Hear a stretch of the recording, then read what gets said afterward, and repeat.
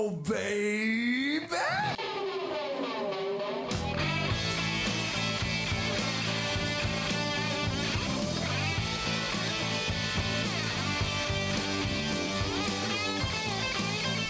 Welcome, rockers, one and all. How you doing? I'm doing great. I'm doing spectacular. You know why? Because we have entered another episode of And the Podcast Will Rock.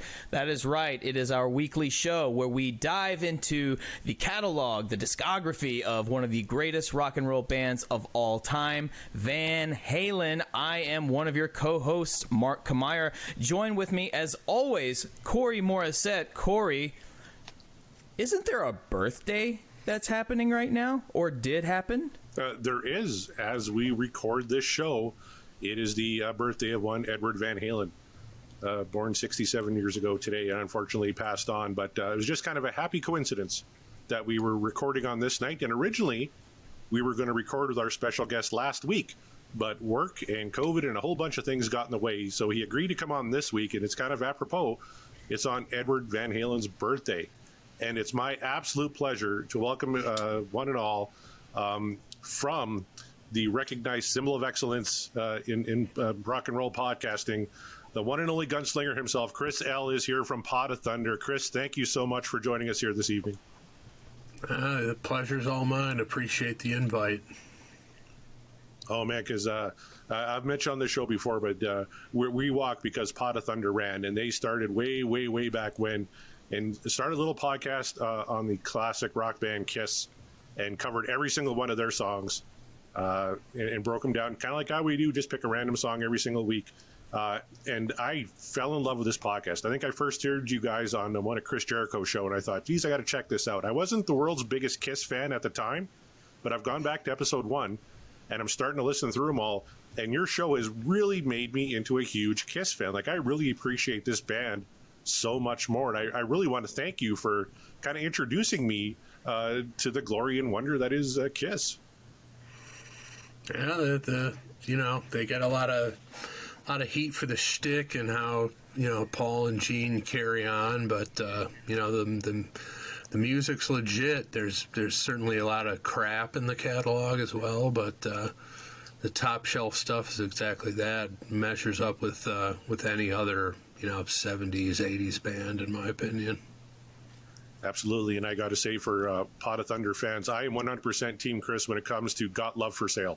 I hadn't heard that song, and I was waiting until you guys covered it on the show, and I heard Nick's side, and I heard your side, and I'm 100% with you, my friend. Got Love for Sale is a classic Kiss track.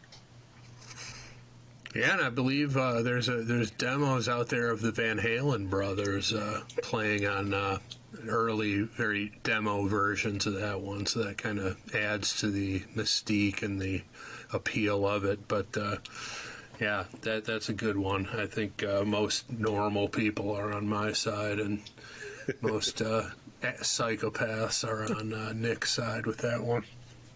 Now, boy. Yeah, I love the rapport that Chris has with the Jones brothers. But you mentioned there is kind of a connection between Kiss and Van Halen in that Gene kind of discovered Van Halen and helped him produce some demos way back when. And the rumor, legend even has it that Eddie wanted to join Kiss. And Gene said, no, you stay with Van Halen. Now, both Paul and Eddie at the time said they don't recall that happening. That Gene may be embellishing, which I glean is kind of a thing with Gene Simmons. He tends to embellish maybe a little bit. What? No. Him? Yeah, embellish about stories from the past, the majesty of his own penis. Doesn't matter what the subject is. Everything's a fish story with Gene. So. It's some of my favorite Pot of Thunders is when you call him out on his bullshit, like when he claimed that all of the Beatles wanted to perform on his solo record. Yeah, all of them, like all 4 of them. Yeah, he was going to get all the Beatles to perform on his album. Yep, they were all set to go, and they just couldn't get it together. So Yeah, there was a little trick with John. He just couldn't make it. Right. Yeah. He had some other things come up that day, unfortunately. Ooh. But one of my favorite things of Pot of Thunder is when you guys break down the great songs, it's a great analysis of fantastic music. But when you rip into some of the shittier stuff, like on Gene's solo album, When You Wish Upon a Star, that's one of the most god-awful things I've ever heard in my life. But I just loved listening to you guys eviscerate those tracks. Yeah, that's what most people say. The worse the song, the better the episode. So we did pretty well on the couple of episodes that Corey and I just did not think were Van Halen's best. Maybe one of them was last week, maybe not. You guys go back and tune in to see what the verdict was. But yeah, definitely check out Pot of Thunder, man. It's a great show. I finally Corey really got me into listening to this thing, so I finally checked it out and I said, okay, cool. I was already on board with Kiss. The band did amazing things in a 4-chord structure only. But hearing the dissection of these songs, it's definitely worth a listen. So definitely check that out. And but speaking of, we're talking about Van Halen. It's the Van Halen show. That's what you came in for. That's what we're all here for. And as you know, if you are a frequent listener to the many episodes we have, it's not that many, but you know what I'm saying. We do things just like the Pot of Thunder guys. We spin the wheel and we pick a random song, usually. That is not what we're doing tonight. Corey, what are we doing tonight? Well, tonight, and we kind of talked about this whenever we have a special guest on the show, is we would give them the option of either spinning the wheel and taking a random track or giving the guest their choice. And we thought because it was Eddie Van Halen's birthday, it's a little special occasion. So Chris decided, and rightly so, that he would like to maybe talk about one of his favorite tracks. And actually, one of the tracks that got you into Van Halen. Maybe you could tell us that story. Well, it's actually the track that got me into Van Halen. Do you guys do a reveal of the song, or does everybody knows it by the title? I can reveal what it is, or should I just... No, you can reveal. They know from the title what it is, yeah. Okay. As our listeners know from the title anyway, but we, for some reason, act like there's some degree of suspense before we reveal a song, which is really only amongst ourselves because we don't know what we're going to be doing. But so yeah, back in the late 70s, I was just in the Detroit area where I grew up.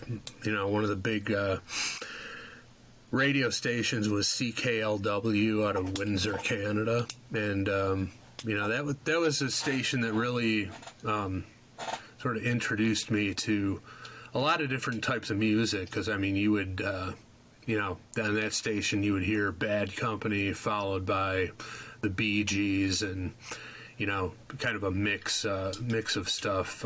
You never knew what you were going to get, which was one of the appeals of the station. And that combined with all the K-Tel compilation albums my mom would buy me, I had a nice appreciation for a wide variety of music back in the day, but I hadn't quite yet discovered album-oriented rock stations, FM stations. And back in the day, Detroit was a market that could support 4 of those stations. And one of them had a commercial that had like this cartoon dog that was a superhero, had a cape blowing in the wind. And just, so that kind of drew me in. But the soundtrack of it was the main riff to Out of Love Again. And I just remember, once that kicked in and I heard it, it was just like, what the hell is that? I've never heard anything like that on CKLW. And then, what's this radio station on the FM dial? Was at WABX. 99.5, and I went and switched over to that, and that's really how I kind of moved away from CKLW, and I was also a big Kiss fan. But '79 was the year where between Van Halen 2 and like Highway to Hell. Those were the two albums that sort of steered me down, the harder rock road.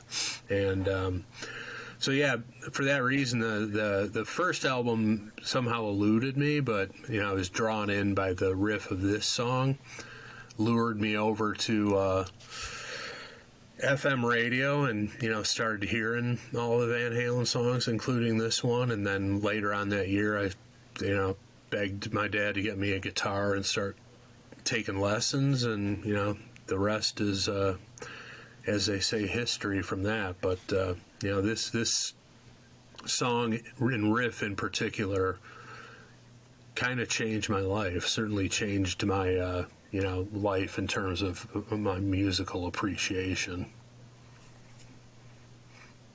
Wow, and Mark, I know you have mentioned on the show before that Van Halen 2 is actually probably your favorite Van Halen album.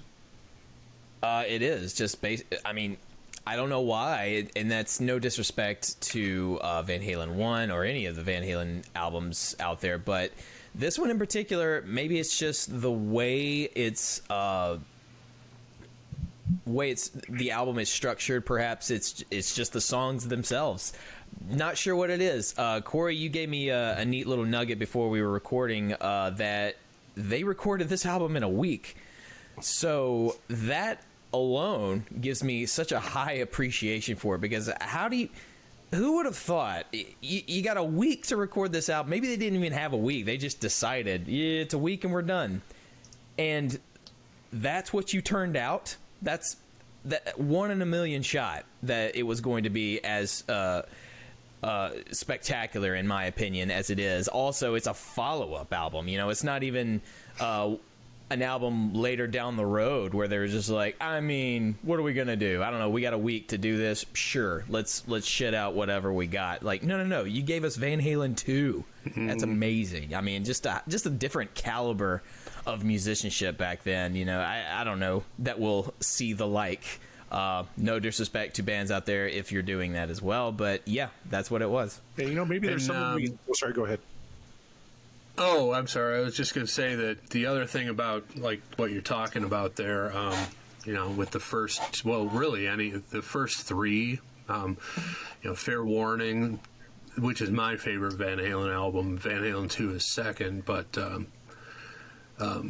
Fair Warning was a little more polished, darker album. Women and Children First is pretty dark too, but, kind of less of a party album and more of a hard rock album and kind of polished. But those first three albums, go back to the Kiss comparison, if you listen to the first three Kiss albums, studio albums, there's a reason why they didn't really take off until Alive came out, because you can kind of hear on those first three releases that they're kind of intimidated being in the studio, that they held back a little bit. Not the case whatsoever with Van Halen. Those guys just went in there and incinerated the place, just doing their live set and doing what they do. And, there was no holding back. There was no, reduction in energy or any of that stuff. Those guys just, went into the studio and destroyed it. And all of that comes through.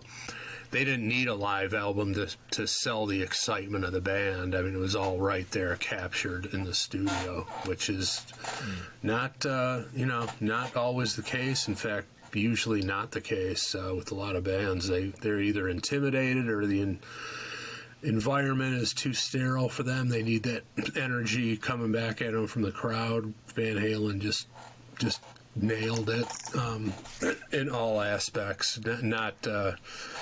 Not intimidated at all by the studio environment. You're absolutely right, and I'm wondering if maybe that's due to the fact that a lot of this material they were playing live for years prior. Like they started in '73 doing these infamous backyard parties, and Out of Love Again was actually one of those songs. It's one of the oldest songs that Van Halen is known to have written. So they maybe had that confidence. Well, David Lee Roth just has that confidence to do pretty much anything, right? But maybe they had that confidence going into the studio that, they've already workshopped this material and got a response from it, that they could lay it down on tape. And Mark, you kind of mentioned the the shorter timeline. This was kind of a thing in the 70s where it was record an album as quick as you can, get it out, get on the road, tour the world, and then get right back in the studio with no break. That's why you have albums coming out 78, 79, 80. So less than a year after Van Halen 1 comes out, they're in the studio cranking out Van Halen 2, and that's just kind of how the cycle went. But, and I'm talking to two musicians here, does that maybe kind of keep the momentum going in terms of songwriting and stuff? You're not taking a break. You're almost keeping those skills nice and honed because you're using them so quick after the fact. Is there maybe some validity to that? I feel like it's kind of a double-edged sword, maybe. I think you're right. Yes, the momentum is high, so you want to, or it's hot, so you strike while the iron's hot, right? Maybe because of the momentum, it gave them a lot of energy, as you say. I mean, Van Halen's never been lacking in energy, I don't think, anyway, especially those first few albums.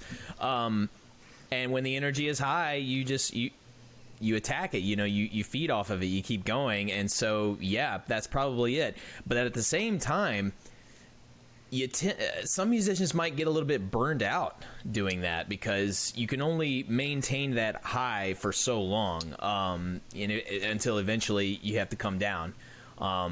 Maybe that's not their mindset, but it would not surprise me if the sheer fact that they were able to do that is because of said momentum. At least that's my 2 cents on it. Yeah, I mean, there also wasn't this pressure to, put out a 70-minute studio album. I mean, these albums were a half hour long. The other thing that, that you guys know, you're doing a Van Halen podcast, but most people know this as well, is that, on every album, there's a handful of tracks that they'd been playing since the Backyard Party days, either exactly as it was or some amalgamation of it. So they had all this material to draw from. It's not like they had to write an entire album from scratch. As we know, they tossed in a lot of covers, instrumentals, stuff like that. So I mean, so that kind of took the pressure off of it in terms of like having to go in and compose a 12-track, 60, 70-minute album. I mean, they had all that material to draw from.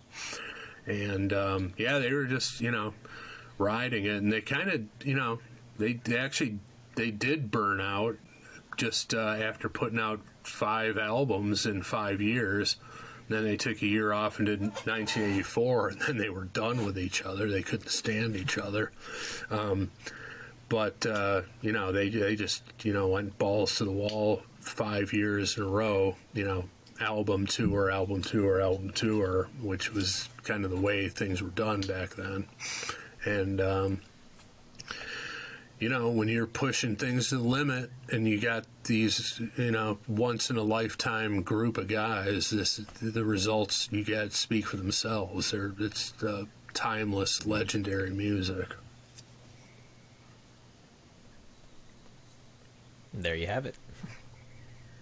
All right, yeah, you're absolutely right. So, Outta Love Again is the track tonight from Van Halen 2, which, of course, it's known for more of the singles, Dance the Night Away and Beautiful Girls. Outta Love Again was the 5th track on this album, finished off side 1 for all you vinyl lovers. Released in 1979. Like I mentioned, it was one of the oldest songs Van Halen has ever recorded, and just reading a quote from Eddie before we started the podcast, and he talked about how one of the things that pissed him off about Van Halen 1 was you couldn't really hear the drums. And he really wanted to showcase kind of the drums and the bass more. And Mark, I know in earlier shows we talked about how other drummers seem to kind of trash on Alex Van Halen a little bit. I feel that's kind of unnecessary. I think he's a very underrated drummer. And his drumming is what I remember from Outta Love Again, when Chris brought it up. It's like, I just remember that killer drum playing from Alex, and the bass playing from Michael Anthony too. I think he also underrated bass player. Maybe we'll start with Chris on this one. Your thoughts on the rhythm section on this song, which I thought was outstanding. Oh yeah, I mean, as we get into it, I'll have to pay a close attention to the bass in this one, but the drumming is. I've personally never heard of any drummers bashing on Alex Van Halen. It would surprise me to hear that. I mean, I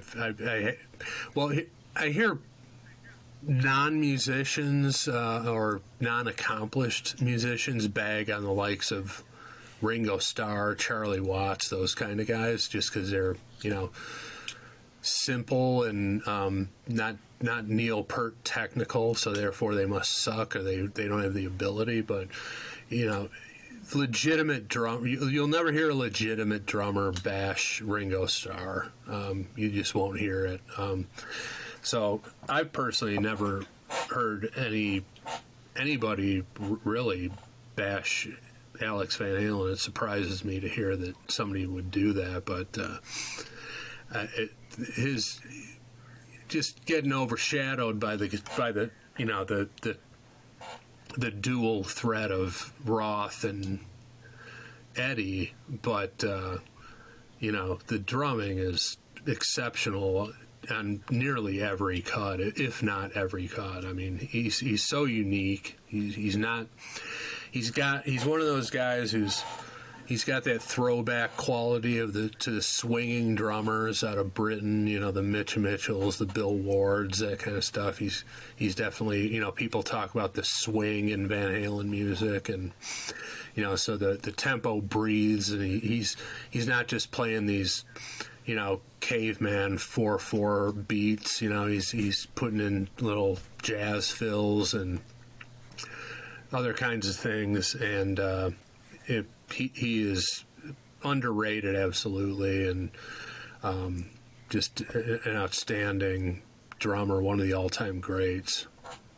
Yeah, I totally agree, and I think I should amend that. I don't think it was musicians I was saying that. I think it was like certain rock journalists who maybe haven't picked up an instrument in their life, who that kind of thing. But don't get me started on rock journalists. I've got my opinions on them, and they're not very favorable. But rock journalists are like sports reporters. These guys, they wanted to be the people that they're reporting on, but because they didn't have the luck, the work ethic, or the talent to become those people, they sort of passive aggressively take out their frustrations on these accomplished people, and it's just it's very transparent to me, and to anybody who would bash Alex Van Halen as a musician is just doesn't get it.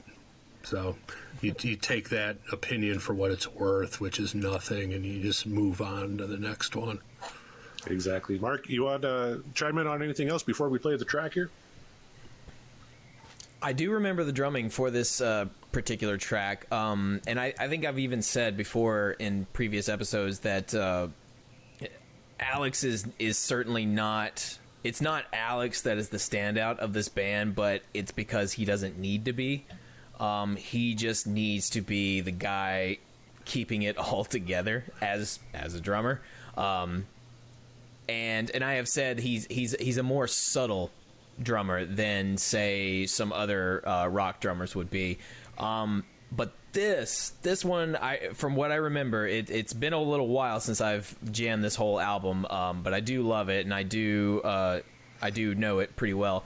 This one I do remember going in my younger days thinking like, oh, listen to Alex, man, like kind of like Hot for Teacher, man. You give Alex that little intro and get to see what he really does. As you say, Chris, utilizing that swing pattern, showing you exactly like, hey, look, I can do a lot more than you think I can do. Like, watch, I just don't need to be showy. And this one, I don't think he's necessarily showy. We'll get into it as we listen, but I do remember being like, oh, okay, my ears perking up as the drums come in, because Alex is going a little bit outside of the reserved sort of drum playing, you know what I mean? And you'll hear it as we go through it. But yeah, that's definitely a standout. The bass, on the other hand, I don't know that I actually gave it like a thorough inspection, so I'm excited to listen to that as we go through. Yeah. All right, well, without further ado, let's get into Out of Love Again from Van Halen 2. All right.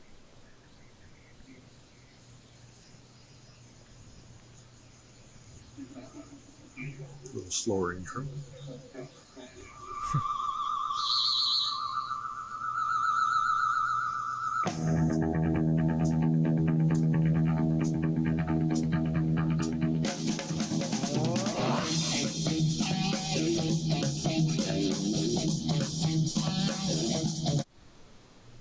Yeah, I mean, and I'm not a drummer, but I've been in tight rehearsal rooms with loud drummers and guys who could play, and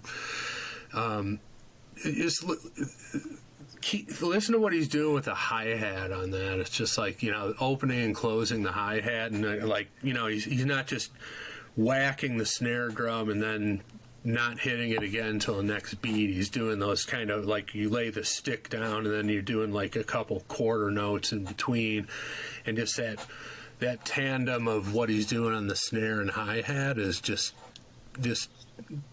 driving everything, and to the point where I'm not even really sure what he's doing with the kick drum, but I'm sure it's pretty awesome too. But when I hear it, especially when the song kicks in, just that snare work, but then when the whole band comes in, just listen to what he's doing on that hi-hat. It's just driving the whole song. It's incredible. That's a good word for it, driving. That's what it feels like. Like it's a drive, like it's going towards something big. Yeah, and by 1979, most a lot of drummers were full on Bonham, which kind of the drummers who were influenced or ended up wanting to play like Bonham are similar to all the guitarists who wanted to play like Eddie Van Halen. It's like they grokked what was on the surface, but they left out all the nuance that made those two guys like legends and singular musicians. They just, like in Eddie Van Halen's case, they mimicked all the Flash stuff, and then drummers with Bonham were just like all about the power. But you get the power here, but you also have the little nuances in the playing, and just that harkens back to all the drummers I referenced before, who were all influenced by Buddy Rich, Gene Krupa, all those huge jazz guys who were the among the flashiest musicians to ever walk the earth. I mean, that's what jazz to me, or that kind of jazz to me, was. It's all about swinging your dick around as a musician, and it's not a bad thing if you can back it up. And those guys, those drummers influenced a whole generation, including John Bonham. But everybody who heard Bonham keyed in just on the power of it, and just sort of ignored all that jazz nuance. But you can definitely hear it in Alex's playing here. Mm-hmm. Absolutely. I'm glad you pointed out the technical proficiency in there too, because like you said, what he's doing with the hi-hat there, like it's very intricate, it's very precise, and he's nailing it. And I just love Alex Van Halen's snare sound. To me, it's very distinctive, right? A Van Halen song, even if you haven't heard the guitar yet, just by listening to Alex Van Halen's snare sound. And I'm loving the start of this song, Mark. Yeah. Which is not easy to do, by the way, to make yourself recognizable by a snare drum. That's not easy. No, it's but you're not. right. And that is the calling card of every great musician, is like you can tell it's them playing, and people have definitely come around to that, because that was like something I always thought to myself, that he had such a distinct snare sound, and then once the internet started coming around, and go on musician message boards and forums and stuff like that, and I started seeing more and more people talking about that, I was like, oh, cool, I'm not the only one who picked up on that, because there's a whole there's even videos out there like showing the taping patterns and all this stuff, and precisely how to tune a snare drum to get Alex Van Halen's tone. It's like, so people were picking up on that. So definitely a cool thing. Awesome. All right. Well, let's keep going on this one. Ooh, woman out, silly games you play. Yeah. Dealing with your trouble, stroke me away. Oh, well, I'm saying that you're leaving. I don't want to hear sorry, I cut it off a little quick there, but I just want to talk about David Lee Roth for a little bit because on our Twitter, there's kind of this going back and forth between Sammy versus Dave. And the perception is always that David Lee Roth doesn't sound very good. And live, especially if you listen to the live album they did in 2012, whatever, the Tokyo Dome one. Live, he was more the showman, right? He didn't really care about his vocals. But I think Dave sounds fucking fantastic on this track. Oh, absolutely. Yeah. Yeah, and, I think a lot of people, their opinions of him were a little sullied because, he pretty, whether or not he was, fired or he quit on his own, the perception is that he walked out on the band and just decided, that he was bigger than the band, was going to do his own thing, and I think that soured a lot of people on him and changed their perception of it. But, his studio vocals and all the, the 6 studio albums they did, Diver Down, I think they ran out of gas a little bit, and then they picked it up again on 1984. But, he's not going to be a, he's not a Jeff Tate, he's not a Bruce Dickinson, and he's not, any of these guys who have that extreme power and exact intonation of their voices. But, for what they needed him to do and what he wanted to do, he pretty much nailed it. And also, as you guys, I'm sure, agree, a very underrated lyricist as well. Oh, yeah, so we talked about that on previous shows. Sometimes his lyrics, I kind of go, all right, you're going for something there, Dave. I'm not sure what it was, but he absolutely has his moments.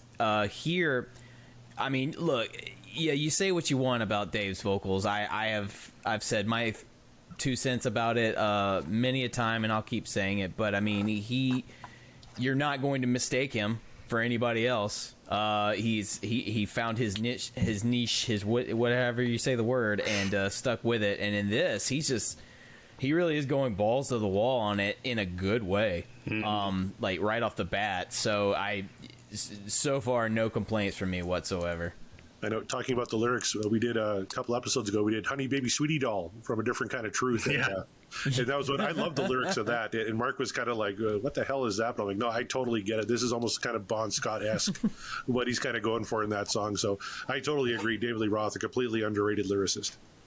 Yeah, he's got a lot of great lyrics on Different Kind of Truth, which to me that album was a triumph. It was you want to talk about energy, and that's another thing, like people bitching about oh it's all old material and they're just rehashing stuff. It's like they did that on every album they ever put out with Roth. I mean, all this 60 to 70% of all Van Halen you've ever heard with David Lee Roth in the band, they had all that stuff in one form or another when they were playing backyards in California. So it's all rehashed shit, and you didn't seem to mind it back in the day, and now you're all old and bitter, and you're casting dispersions at it for no good reason. So, if it ain't broke, don't fix it. It's like when a band finds their formula, like, use that formula. It's like you can grow, but I mean, the formula, if it works,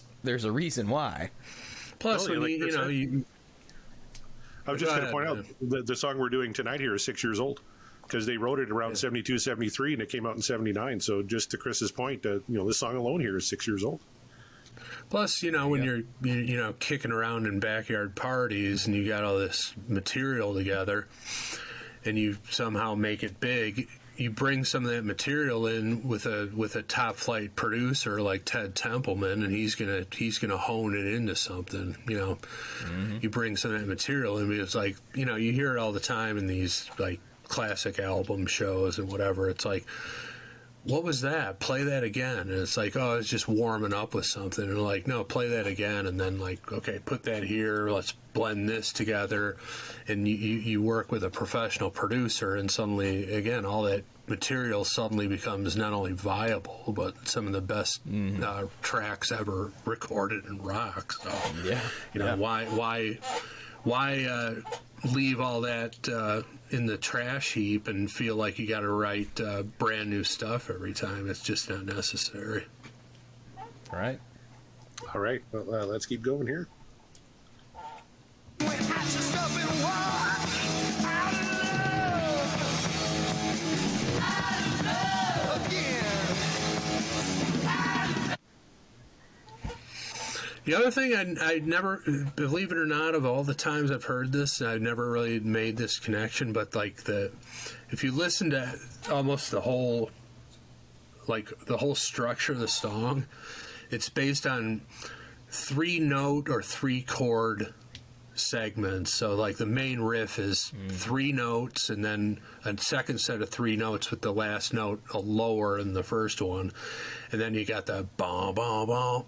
Bom, bom, bom, bom, bom, bom. It's all a collection of 3-note, 3-chord progressions that they just, assemble together. And, it's all, everything's in threes musically, which is kind of cool.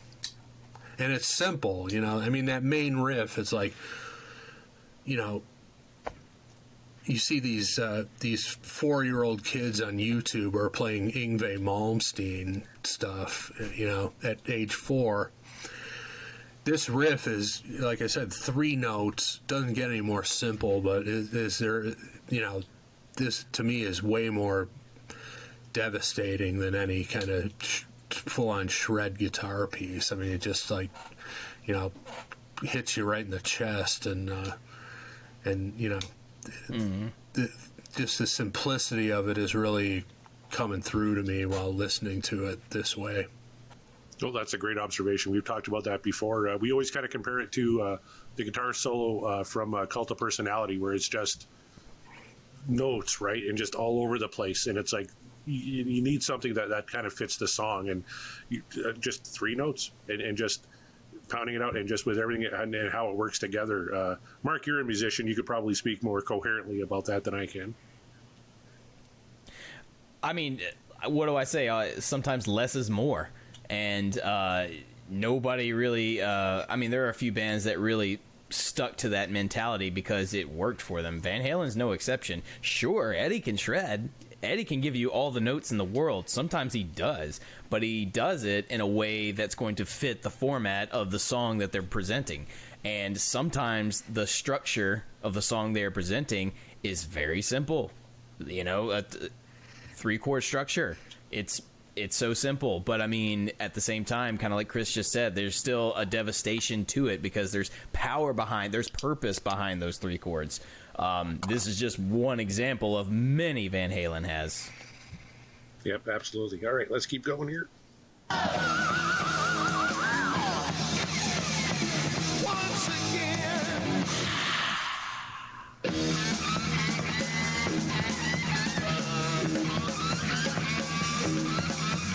Ooh, let me now, treat me like a Did you? I'm gonna do an all you can to make my satin blue. Yeah. Did you? Oh, well, I said you were leaving. I don't wanna hear that talk. Instead, disbelief in me when I just up and walk out of love again. Oh, man, I almost don't want to stop it because I'm enjoying it so much, but they're just... I know. We're just jamming over here, but there's so much to dissect from that. That bass line for sure. And once my ears finally tuned into it, I was like, oh, I see what you're doing, Mike. I hear you. Yeah. I hear you. Yeah. Just walking down that thing. And more, I keep tuning into Alex, man. It's just like, I take it all back. He is standing out in this song whatsoever, but in a good way, in a fantastic way. Chris, the word you use, there's a drive to it. I mean, this song it doesn't stop driving. It's all a drive. Yeah, man. I'm like you, Corey. It's like, keep playing it. I want to hear more. Yeah. Yeah, it's like he threw in that, you know, dual cowbell hit in there, just that you know, came out of nowhere, and we're about to hear just like right before to introduce a solo, just a single shot on the ride cymbal bell, and just that kind of creativity that you don't hear anymore nowadays, and but.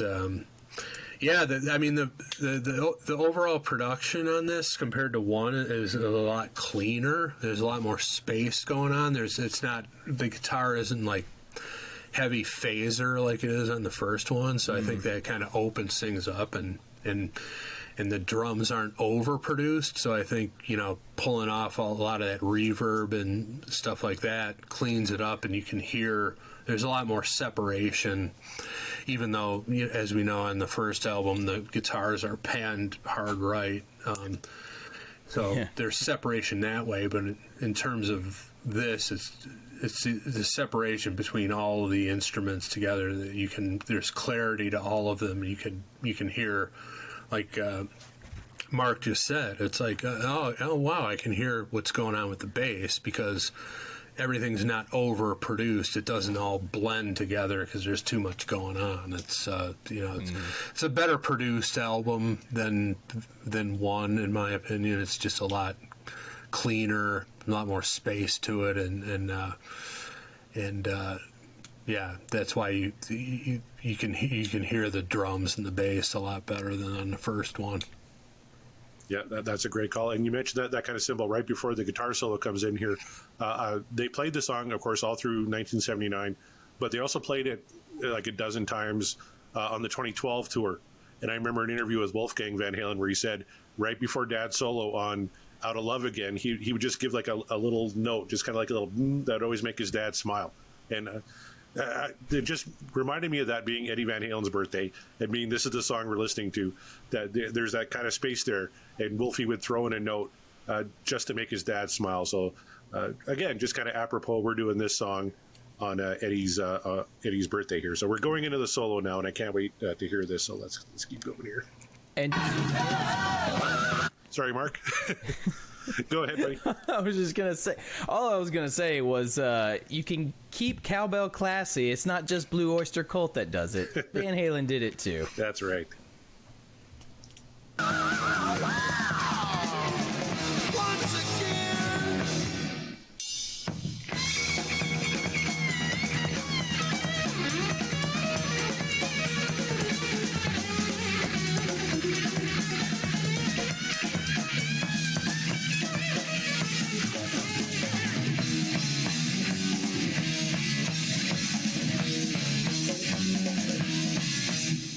Lemonade, treat me like a Yeah, I mean that whole solo section is just three musicians just locked in. Alex is doing his best Mitch Mitchell imitation. It's basically it's essentially Jimi Hendrix experience, but on steroids decades later. And that's another thing is like they didn't feel the need to overdub a rhythm guitar. It's just you don't need it. Just have the the three guys playing, and you don't need to clutter it up with unnecessary stuff when guys are playing this great. Just let them put a mic up and let them play. And just let them rip, and that's exactly what they did. I mean that solo section is among the most exciting segments in the entire Van Halen catalog to me. Oh, I agree totally. And as a non-musician, when you were talking, Chris, about the separation, I really noticed it in that section because, the drums were front and center, the bass was front and center, and the guitar was front and center. Like everything was just had room to breathe, and you could appreciate it all. And as a non-musician, I just really appreciated that. What did you think, Mark, of that whole solo section? That, kids, is how you play a solo that fits the song. It's necessary for the song. I reiterate everything Chris just said. It's just three dudes just, here's a mic, go. Just play there. This didn't feel like, oh, it's Eddie's solo, so everyone, get out of the way. and just, be background noise while he plays. No, this felt like it's Eddie's solo. Everyone keep up. And they did. Because, it's just like Michael didn't fall away. He's right there, just doing laps with his fingers there, and then Alex is absolutely just holding it. It's like, you keep up with me, bro. Can you do it? And so it's almost like it's not even a solo. This is a trio. The only one that took a break or took a smoke break, what have you, is Dave. Smoke break. Never mind. Anyway, but yeah, what else could I possibly add to it than, just listen to it, man. That's just beautiful. Yeah. Dave was banging some chick in the vocal booth while all that was going on. So. Yeah, that's what he was doing. All right, let's keep it rolling here. Doing all you can to make me sad. Wow. You're talking about your leaving. I don't want to hear that talk. Stare disbelieving me when I just doesn't want. Out of love. Out of love again. Out of love.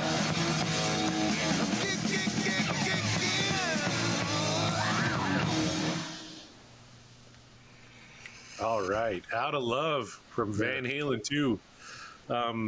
Chris, much like your show, I know you guys have Sweet Surrender or Kick in the Crotch. Here, I know in the Van Halen days you did Hell or Hallelujah.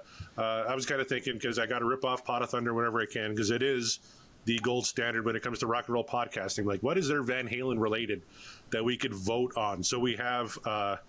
it's all Sammy stuff, unfortunately, for tonight. But it's either we're taking it higher and higher from Dreams from 5150, or This Dream Is Over from Unlawful Carnal Knowledge. So we'll go around the horn. You give me a thumbs up or a thumbs down, and I'll play the clip.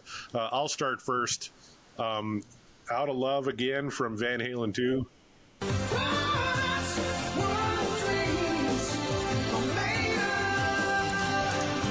That's what dreams are made of, as far as I'm concerned. This is Van Halen, a perfect Van Halen song. It encompasses everything I love about the David Lee Roth era of Van Halen. Everything was just fantastic. Great driving beat. I enjoyed the lyrics. I thought Dave sang great. The screeches sounded fantastic. The solo was amazing. Alex was at the top of his game, and I really enjoyed the bass. I know I just got done reading the Noel Monk book, and he was talking about how Eddie, would complain that, I had to teach Michael Anthony how to how to play a solo, and they wanted to cut him out of royalties starting around 1984. But I thought Michael Anthony, again, from a non-musician, sounded fantastic on this track. So I'm giving this a very hearty, That's What Dreams Are Made Of. Let's go to Mark next. What did you think of Out of Love again?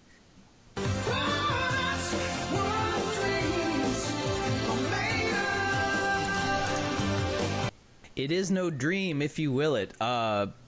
Something I just want to point out is Dave going into those the head voice howling in between singing in his regular range, just a going real high. That was a bad impression, but you get what I'm saying. Like, that's not easy to do, but he makes it sound like he just does it like willy-nilly, and maybe he does, maybe he did, but to make it sound good like he did, to fit the song, to actually go from regular vocal range to the high head voice, that's back and forth like that, is not easy. Any vocalist will tell you that, and if they say it is easy, they're either lying or there's something impressive, or maybe they're Bruce Dickinson. I don't know. But this song it's such a groove. It's such a rocking groove. How could you not appreciate this? I would dare say I'd put this song in some of the upper echelon of Van Halen tunes that are just good rocking songs, just good songs to rock. And this is one of those tunes that utilizes every single member of the band doing what they do best all together. There's no weakest link in this, in my opinion. I don't think so. This is a winner for me. This is absolutely a winner. But Chris, what say you? Not much suspense here. a tad academic, maybe. It was rhetorical, but we wanted to hear it anyway. Yeah, no, you got to make it official. But like I said, I mean, this is literally my first taste of Van Halen back in the day, and just when it makes that kind of impression on you with 3 notes in a TV commercial, it's just like, of course, that's what dreams are made of, and it literally changed my life in terms of sent me down some new roads in terms of the music I was listening to, inspired me to beg the old man to buy me a guitar, literally changed my life. And it all started with that riff, and then when I heard the whole song and the rest of the album. That's the other thing I wanted to mention is when I first heard Dance the Night Away on the radio, I thought it was like a Motown, I was like, what Motown group is this? And it's pretty cool that they're getting with the times and adding some rock guitar to what they're doing. I thought it was like an updated Motown song. I really did. And, with the backing vocals and everything. And then when I found out it was Van Halen, that just sealed the deal for me. I mean, it was just invigorating, exciting, life-changing, all of that. And it's not, that's not hyperbole. That's just a fact for me. And just amazing stuff. And his passing a couple years ago, you knew it was coming based on all the reports and stuff, but like when you see that in your push notifications, it's just like it just stops you in your tracks, and you just you're kind of, I don't know, it just affects you forever. And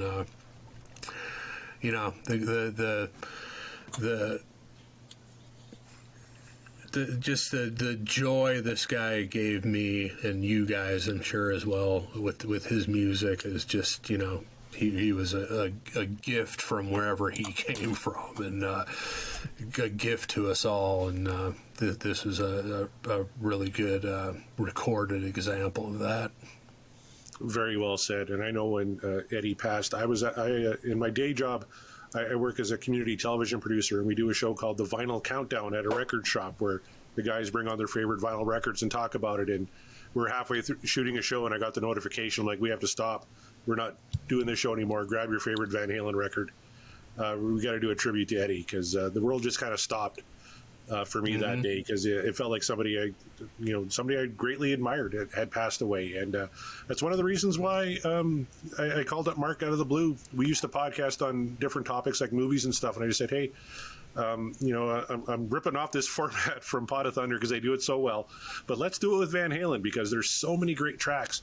And Pot of Thunder gave me a gift of appreciating Kiss and becoming more of a Kiss fan. And if we can maybe do that for somebody when it comes to Van Halen, and we kind of already are with my wife, who didn't really like Van Halen, is listening to our show going, hey, that song was really good. Hey, that next song was really good.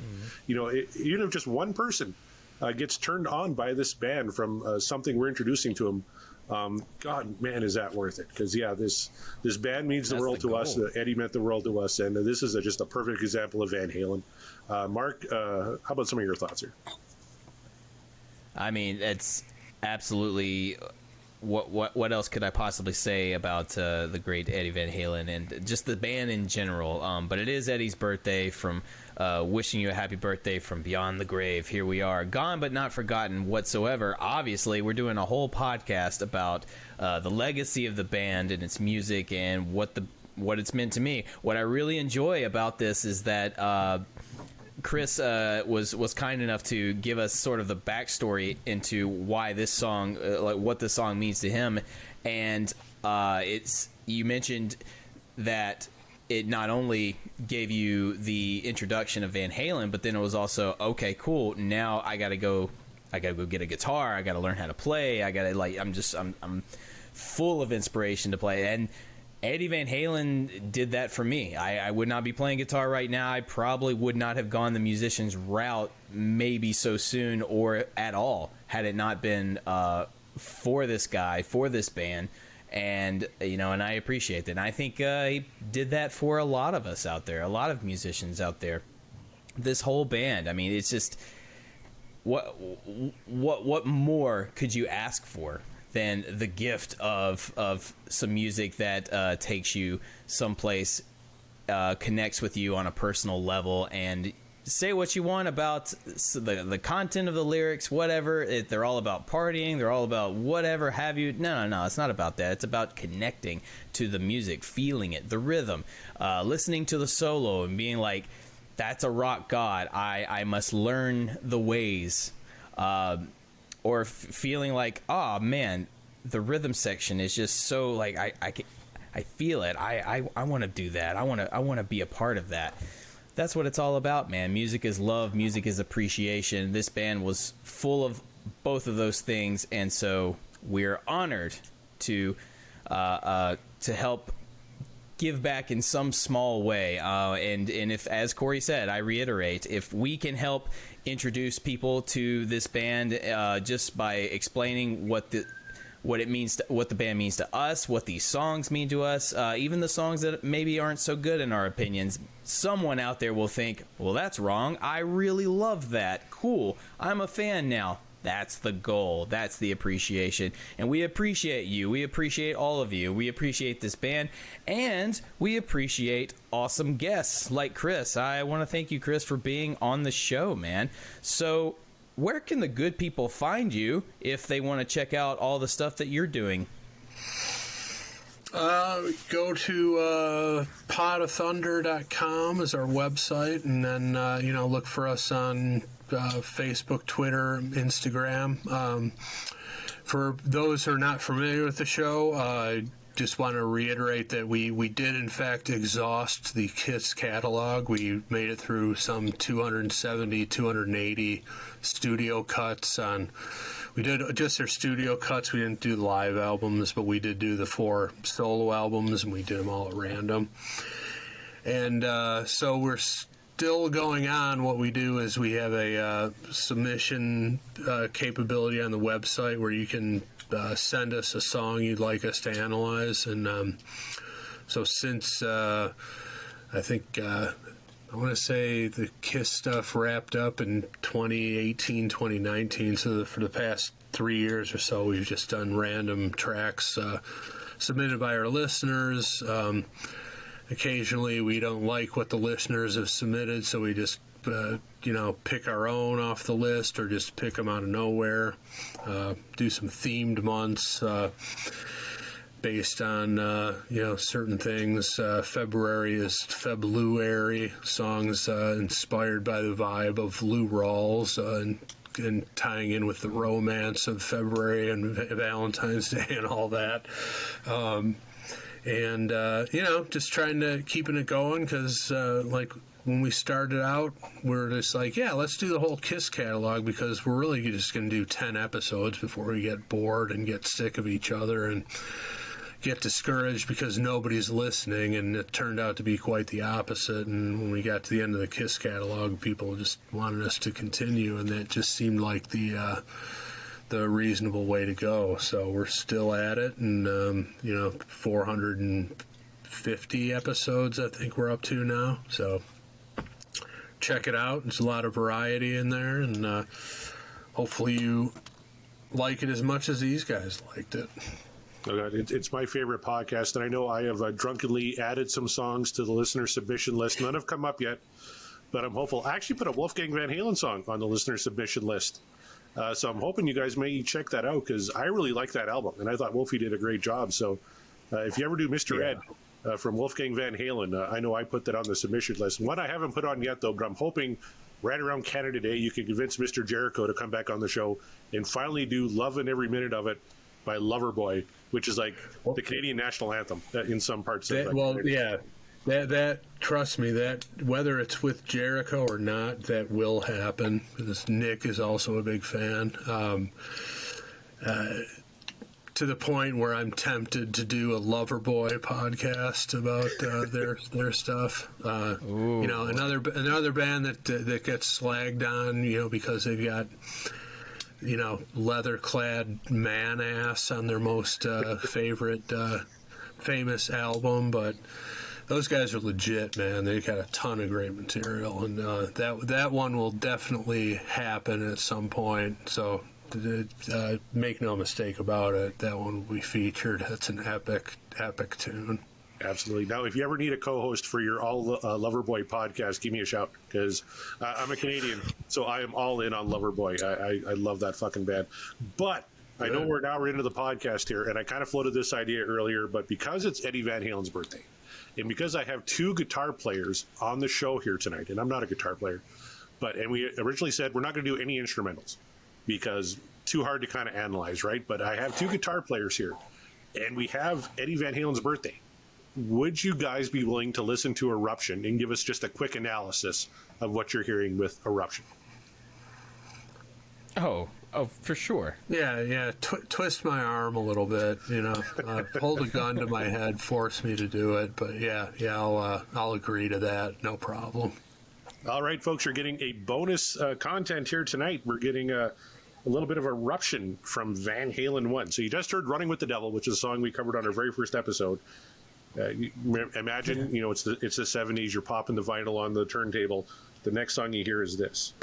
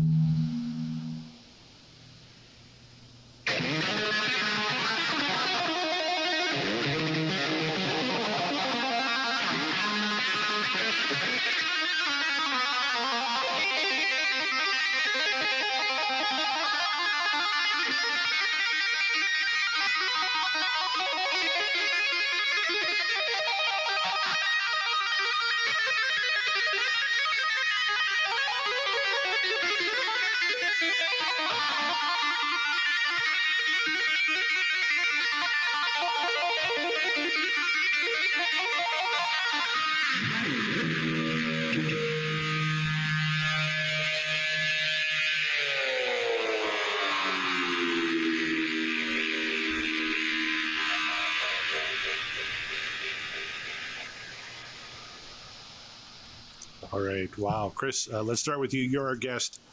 Your impressions of Mr. Van Halen and Eruption. Well, like I said, the first album kind of eluded me in real time. I was born in '66, so I was, alive when all this stuff was coming out, but I didn't get a taste of it until '79 with the second album. So then I had to double back to the first album. So I think that the impact of Eruption was a little diminished for me for that reason. I mean, had I, been on board when it first came out, it probably would have, hit me a little harder, but still, regardless, for a guy who's my age, who was, 12, 13, when these albums were coming out, absolutely my generation's Hendrix in terms of, you put it on and you're just like, what the fuck is this? Nobody's ever done this before. What planet is this guy from? And that's, you read about, I was alive, I was 0 years old when Hendrix came out. And, so I wasn't around, able to appreciate it when it was coming out, but that's what you hear people say about, Hendrix is just like, this guy was just placed here from another planet. I mean, where is this sound coming from? What's he doing? And it's just mind-boggling, and just inspired millions of guitarists, musicians, really, to take things to the next level. For me, it inspired me, but by the same token, it's like I never aspired to learn Eruption because I was just like, this is beyond my capabilities. In fact, I proved it to myself with back in the day. They used to have these things, they were called Starlicks sets. It was like you'd get a cassette and a little booklet of tablature, and so you could learn solos of your heroes. And I got the Starlicks Van Halen.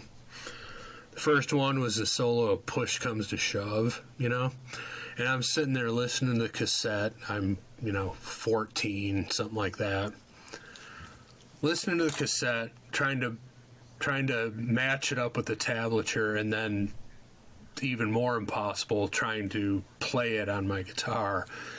And I'm just like, 5 minutes in, I was just like, you know what? I could probably learn all these notes in about 20 years, but even if I learn all the notes, I'm never going to get all those little nuances. And so at that moment, I was like, you know what? For better or for worse, I got to learn how to play my own style and sound like myself. So he actually, with his stuff being so impossible, he inspired me to take the easier road and sound like myself. And for that, I thank him for that. I'm not sure anybody who's ever heard me play is thanking anybody for that, but for me, inspired me to develop my own style. Because as we know, Van Halen, he always talks about how Clapton was his biggest influence, and he learned the Crossroads solo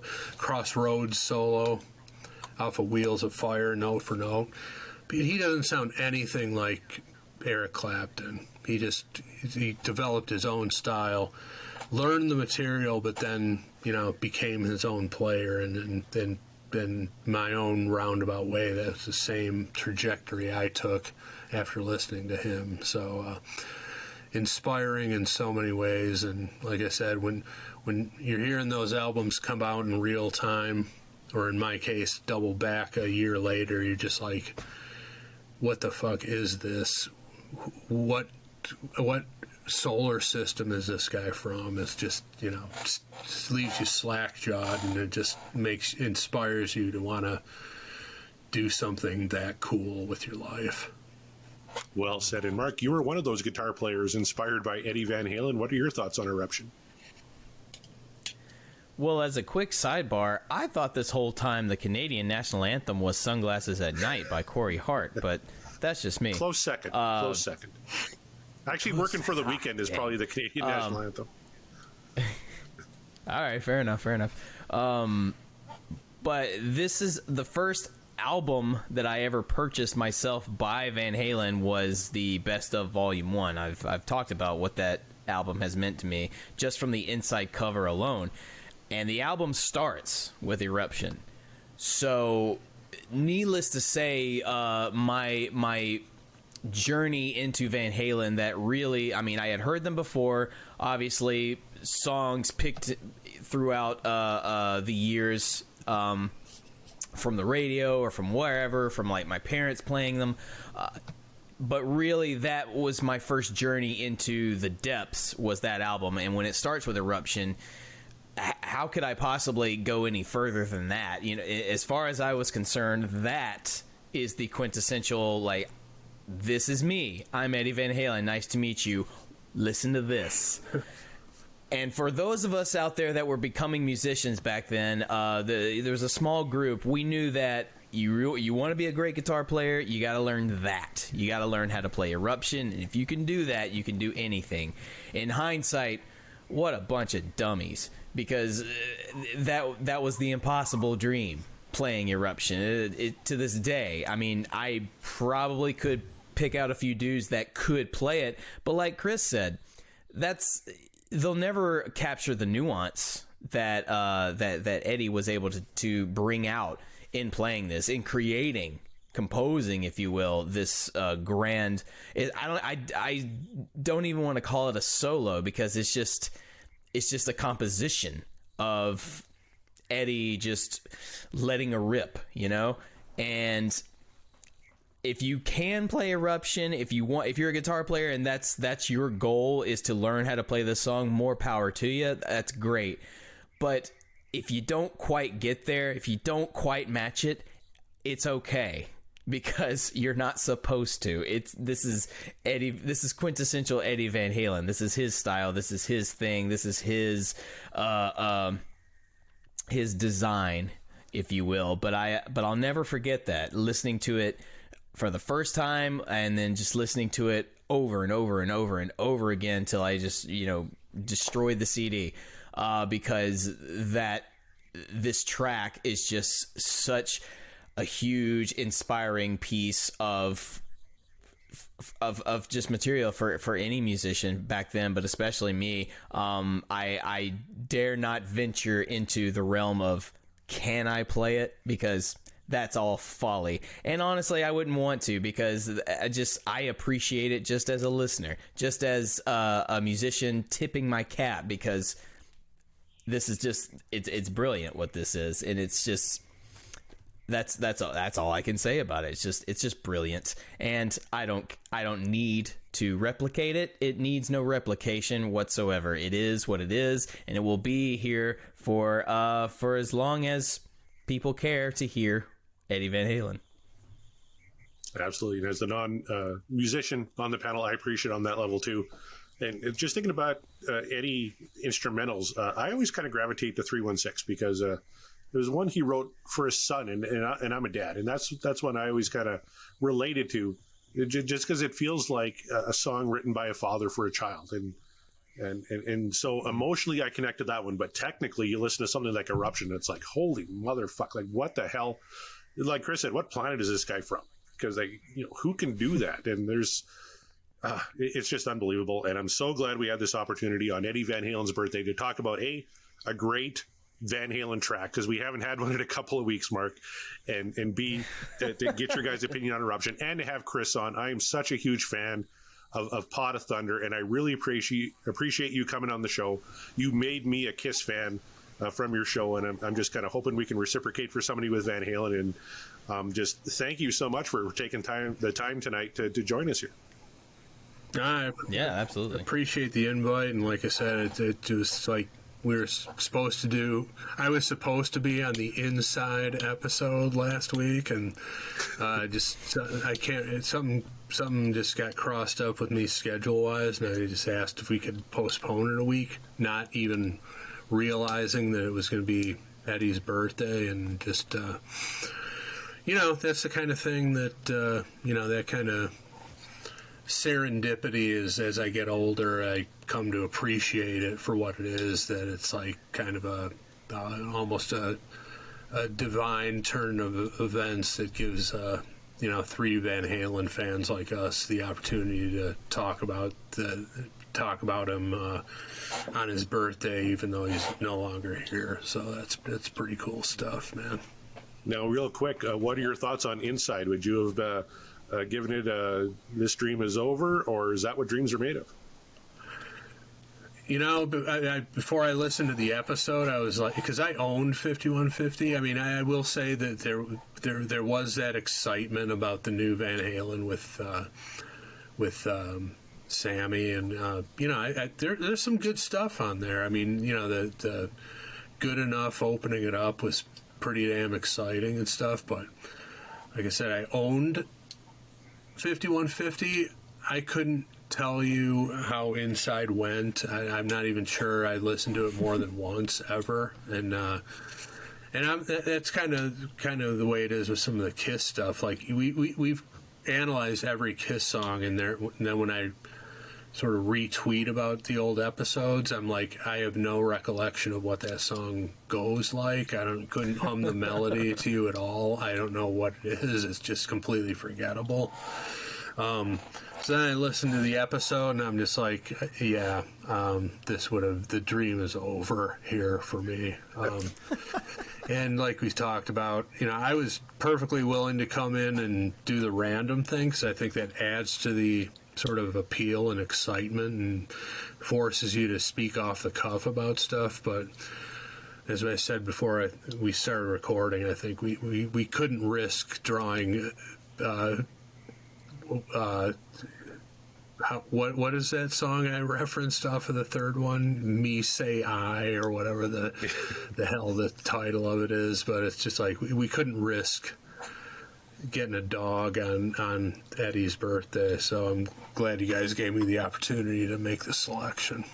Absolutely, and that seat is always open, my friend. If you ever want to come back on the show and spin the wheel and take your chances, we'd love to have you back.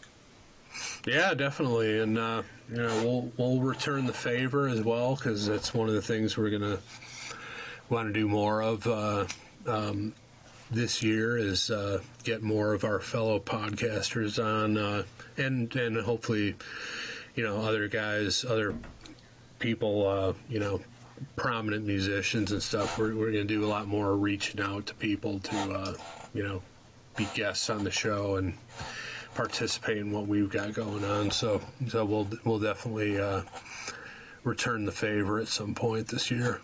Oh, that'd be amazing. I know we have to introduce Mark to some Loverboy, I think. I know Loverboy. Yeah, but when you're consuming it with other people who are way into Loverboy, it changes you. It changes your perception of it. So fair enough. I'm ready to be consumed by Loverboy. It's good, man. That's right. You heard it here. They're the shit, man. I'm a big fan, and like I said, loving every minute episode is absolutely happening at some point in the future. So get ready for it. Awesome. Well, we are ready. We're always ready. That is the show, you guys. But if you want to reach out to us, you can find us at Podcast Will Rock on Twitter.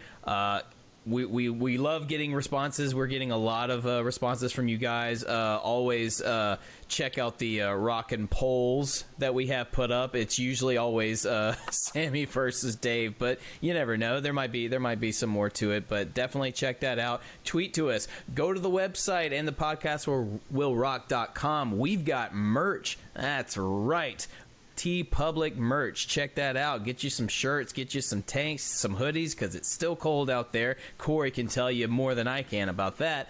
You got to stay warm. I know I got some hoodies coming my way pretty soon, so definitely check that out. Check out our website in case you miss an episode. We got it posted all there, and be on the lookout. We might actually start posting some other things going on.